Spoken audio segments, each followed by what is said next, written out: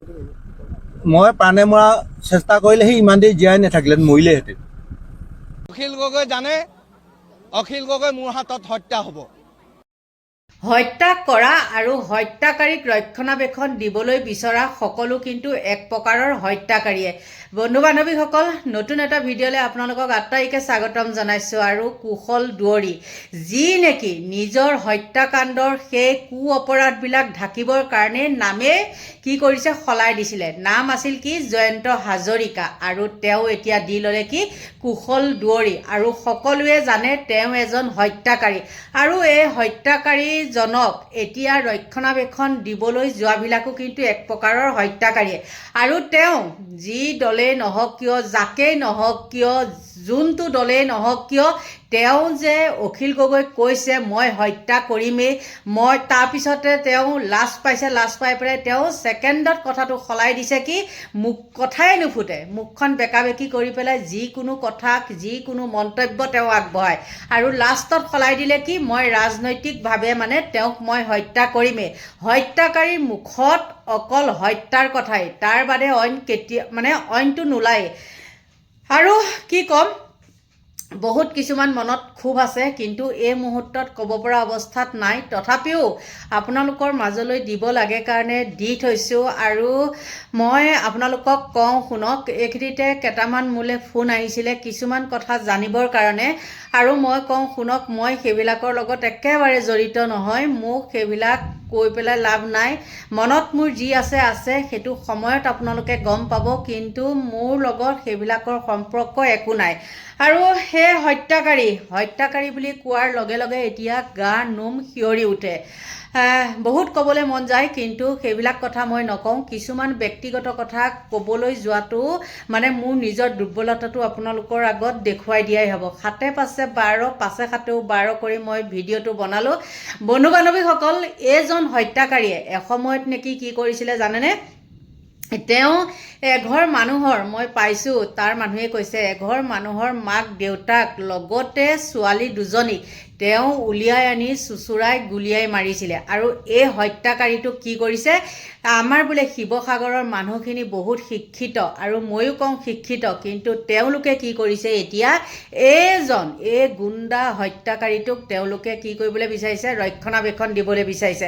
আৰু এজন ৰাইজৰ দলৰ সেই প্ৰাৰ্থীজনক তেওঁ কি কৈছে, মই অখিল গগৈক হত্যা কৰিমেই, যিকোনো প্ৰকাৰে নহওক কিয় হত্যা কৰিমেই। তেওঁ মুখত এইবিলাক বস্তুৱে বাৰু এইবিলাক শব্দই শোভা পায়নে? বন্ধু বান্ধৱীসকল, চাওকচোন তেওঁ কি ধৰণে এই কথাখিনি ক'লে।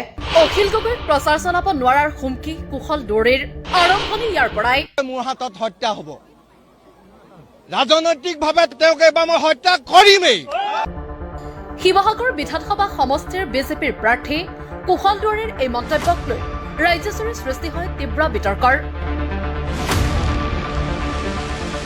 সকলো সচেতন লোকেই তেওঁ সমালোচনাৰ লক্ষ্য কৰি লয়। উল্লেখ্য যে শিৱসাগৰ বিধানসভা সমষ্টিটো মিত্ৰতাৰ সূত্ৰে অসম গণ পৰিষদক এৰি দিছিল বিজেপিয়ে।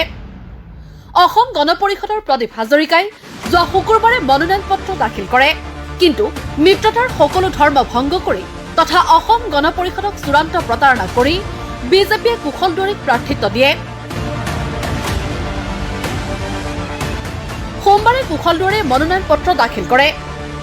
মনোনয়ন পত্ৰ দাখিল কৰিবলৈ আহিয়ে কুশল দুৱৰীয়ে শিৱসাগৰৰ বিধায়ক তথা ৰাইজৰ দলৰ প্ৰাৰ্থী অখিল গগৈৰ সন্দৰ্ভত কৰে উক্ত ভয়ংকৰ মন্তব্য।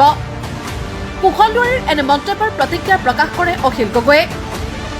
ৰাইজৰ দলৰ সভাপতিগৰাকীৰ প্ৰশ্ন, মই কুশল দুৱৰীলৈ ভয় কৰিম নেকি?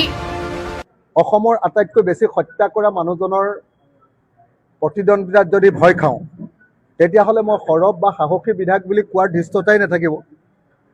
মই যদি হিমন্ত বিশ্ব শৰ্মাক আপুনি অসমৰ আটাইতকৈ 2 নম্বৰী মানুহ বুলি ক'ব পাৰোঁ, সন্মুখত ৰঙা চকু দেখুৱাই আপোনাক পুলিচে পিটন দিয়াটো মনত আছেনে নাই বুলি যদি ক'ব পাৰোঁ, মইনো বাৰু জয়ন্ত হাজৰিকা বা কি কয় আপোনাৰ কুশল দুৱৰীলৈ ভয় কৰিম নেকি কওক? জয়ন্ত হাজৰিকাক শিৱসাগৰত বিজেপিয়ে প্ৰাৰ্থিত্ব দিয়াক লৈও সোচ্চাৰ অখিল গগৈ। শিৱসাগৰৰ লোকসকলৰ নিচিনা উচ্চ শিক্ষিত বাসীয়ে অসমৰ আটাইতকৈ ডাঙৰ হত্যাকাৰীজনক তেওঁলোকৰ প্ৰতিনিধি হিচাপে নিৰ্বাচিত কৰিব জানো বুলিও প্ৰশ্ন অখিল গগৈৰ। কুশল দুৱাৰীক অসমৰ আটাইতকৈ ডাঙৰ হত্যাকাৰী বুলি অভিযোগ কৰি অখিল গগৈৰ মন্তব্য। ডাঙৰ হত্যাকাৰীক প্ৰাৰ্থিত্ব দি বিজেপিয়ে শিৱসাগৰবাসীক অপমান কৰিছে। কিন্তু শিৱসাগৰৰ নিচিনা উচ্চ শিক্ষিত কি কয় আমাৰ যে LP স্কুলবিলাকত যে পাতে কি কয় গুণোৎসৱত শিৱসাগৰ সদায় 1 নম্বৰ হয়। অসমৰ শিক্ষা ক্ষেত্ৰত সদায় শিৱসাগৰ 1 নম্বৰ। শিক্ষিতৰ হাৰ শিৱসাগৰত নাম্বাৰ 1। সেই শিক্ষিত উচ্চ শিক্ষিত শিৱসাগৰবাসীয়ে অসমৰ আটাইতকৈ ডাঙৰ হত্যাকাৰীজনক বাৰু তেওঁলোকৰ প্ৰতিনিধি ৰূপে নিৰ্বাচিত কৰিব নেকি? আপোনালোকে নিজে ভাবকচোন। সেইকাৰণে আটাইতকৈ ডাঙৰ হত্যাকাৰীজনক শিৱসাগৰৰ ওপৰত জাপি দি বিজেপিয়ে কি দেখুৱাব খুজিছে? তেওঁলোকে শিৱসাগৰবাসীক অপমানিত কৰা নাইনে? গতিকে আটাইতকৈ ডাঙৰ হত্যাকাৰীজনক শিৱসাগৰবাসীৰ মানুহৰ মূৰৰ ওপৰত জাপি দি মোক কি শংকিত কৰিব আপোনালোকে নিজে কওক। মই ভাবো কুশল দুৱাৰীয়ে অখিল গগৈক হত্যা কৰিম বুলি কৰা মন্তব্যক গুৰুত্ব সহকাৰে ল'বলৈও অসম আৰক্ষীক আহ্বান ৰাইজৰ দলৰ সভাপতিগৰাকীৰ। আৰক্ষী সঞ্চালক প্ৰধানক নিজাববীয়াকৈ গোচৰ ৰুজুৰ লগতে গ্ৰেপ্তাৰ কৰাৰো দাবী অখিল গগৈৰ।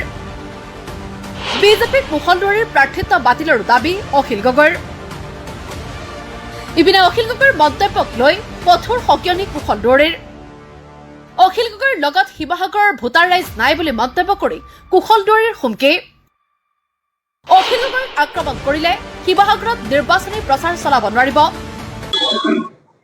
অখিল গগৈ ডাঙৰীয়াই প্ৰকৃততে নিজে এজন হত্যাকাৰী। তেওঁ বেলেগক হত্যাকাৰী বুলি কোৱাৰ আগতেই তেওঁ চব প্ৰমাণ পত্ৰবিলাক আগতে গোটাব লাগে।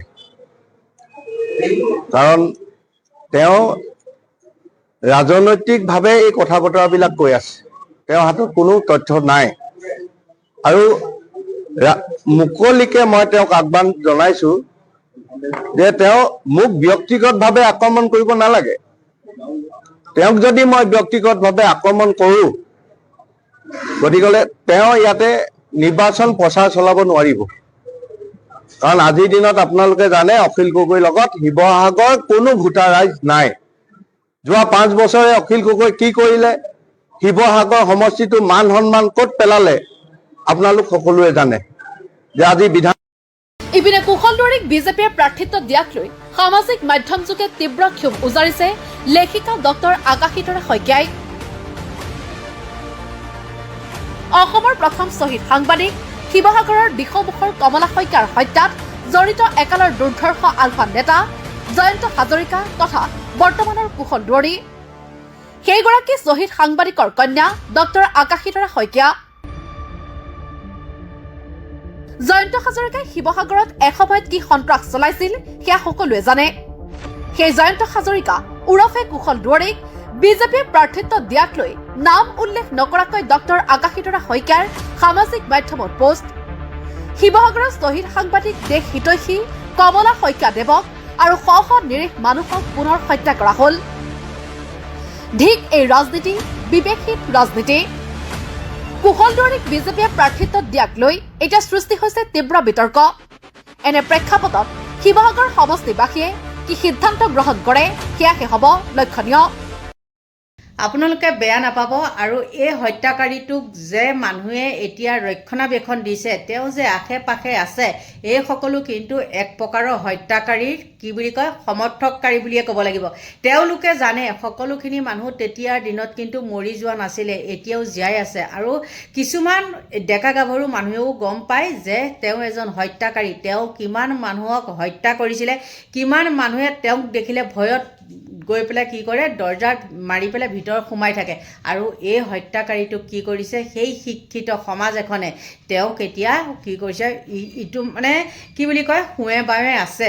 আৰু অৱশেষত কিছুমান মানে গোচৰ ৰুজু হৈছে আৰু সেই গোচৰৰ ভিত্তিত হয়তো তেওঁ কি হ'ব, মনোনয়ন পত্ৰ বাতিল হ'ব। আৰু সেইটোৱে কামনা কৰিছোঁ আৰু আপোনালোকৰ পৰা লৈছোঁ বিদায়। Bye bye.